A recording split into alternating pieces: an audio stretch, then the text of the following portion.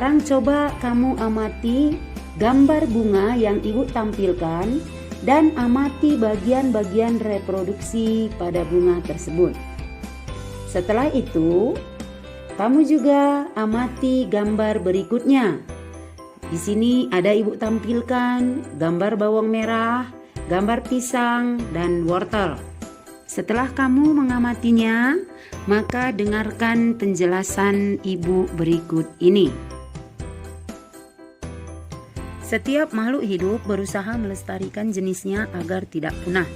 Oleh karena itu, setiap makhluk hidup memiliki kemampuan untuk berkembang biak.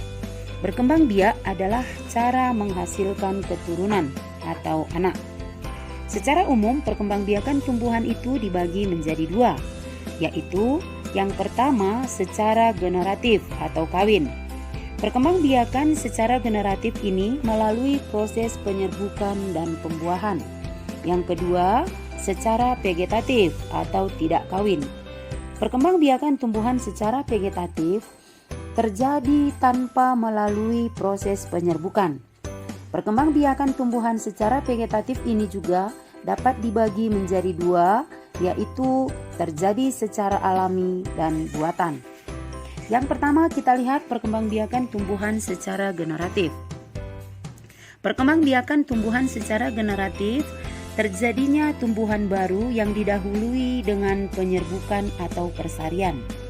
Penyerbukan atau persarian itu merupakan peristiwa jatuhnya serbuk sari yang mengandung sel kelamin jantan ke kepala putik yang mengandung sel kelamin betina.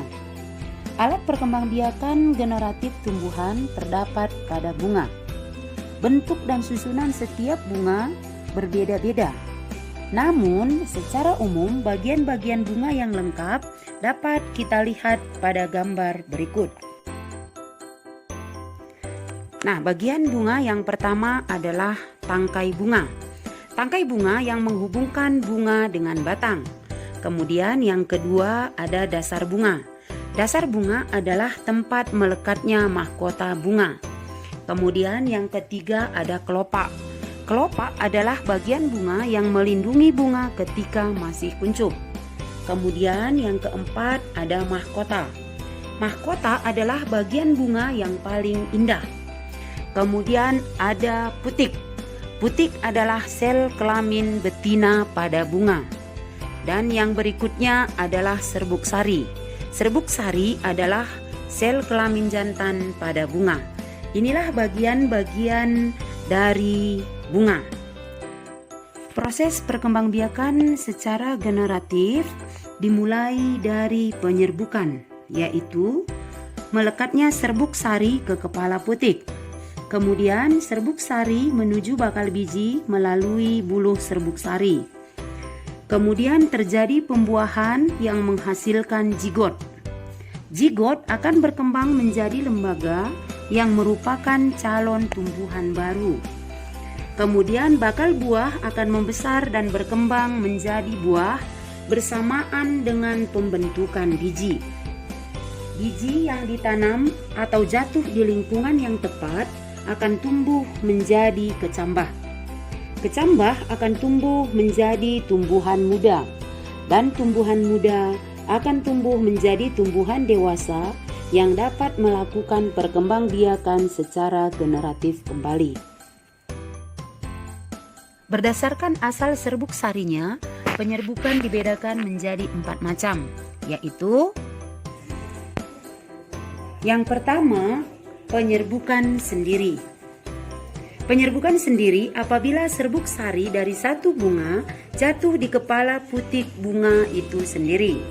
Yang kedua, penyerbukan tetangga.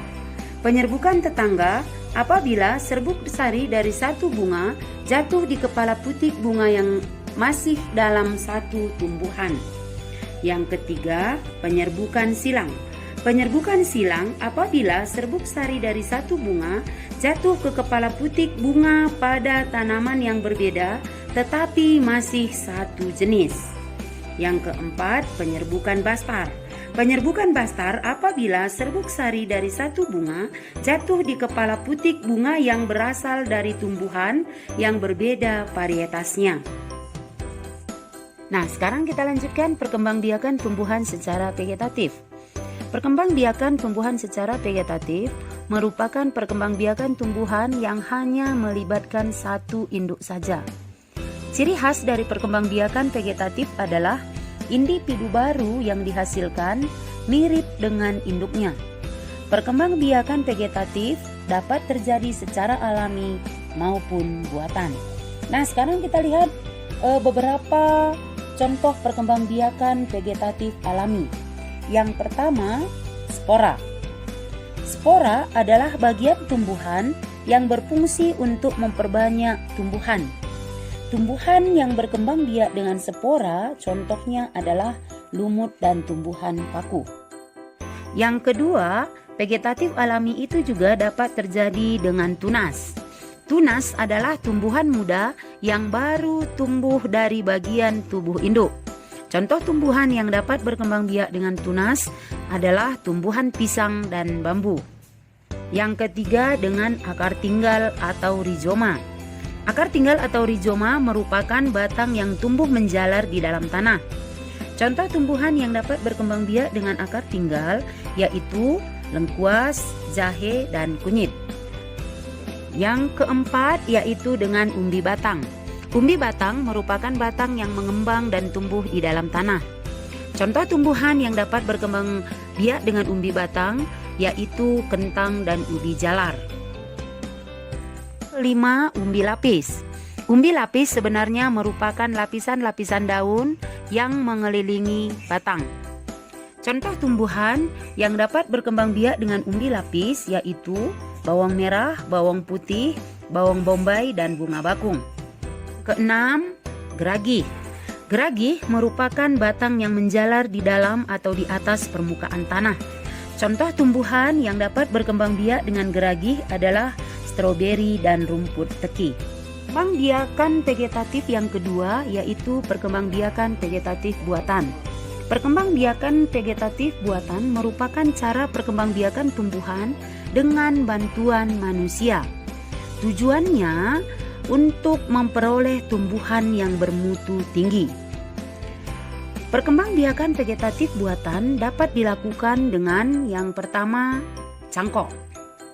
Mencangkok adalah perkembangbiakan vegetatif buatan dengan cara mengupas kulit batang dan membungkusnya dengan tanah humus agar akar dapat tumbuh pada bagian batang yang dikupas tersebut.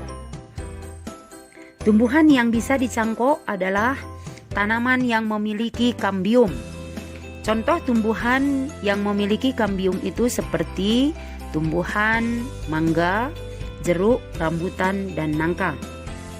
Kelebihan tanaman hasil cangkok adalah berbuah lebih cepat dibandingkan jika ditanam dari biji. Kemudian memiliki sifat yang sama dengan induknya.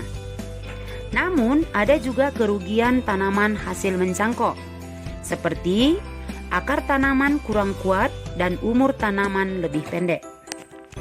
Yang kedua, dengan cara stek. Stek merupakan perkembangbiakan vegetatif buatan dengan cara memotong bagian tumbuhan. Syarat utama tumbuhan yang dapat di stek adalah masih memiliki mata tunas dari bagian tumbuhan tersebut. Contoh tumbuhan yang dapat dikembangbiakkan dengan cara stek antara lain singkong, mawar, dan soka. Dan yang ketiga adalah dengan cara sambung. Cara menyambung adalah perkembangbiakan tanaman dengan menggabungkan dua batang tanaman yang sejenis. Tujuannya untuk menggabungkan sifat-sifat unggul dari dua jenis tanaman tersebut, sehingga diperoleh tanaman yang memiliki sifat-sifat unggul. Misalnya, batang atas diambil dari tanaman yang memiliki buah yang manis, sedangkan batang yang di bawah diambil dari tanaman dengan perakaran dan batang yang kuat. Contohnya, tanaman yang dikembangbiakkan dengan menyambung adalah mangga dan rambutan.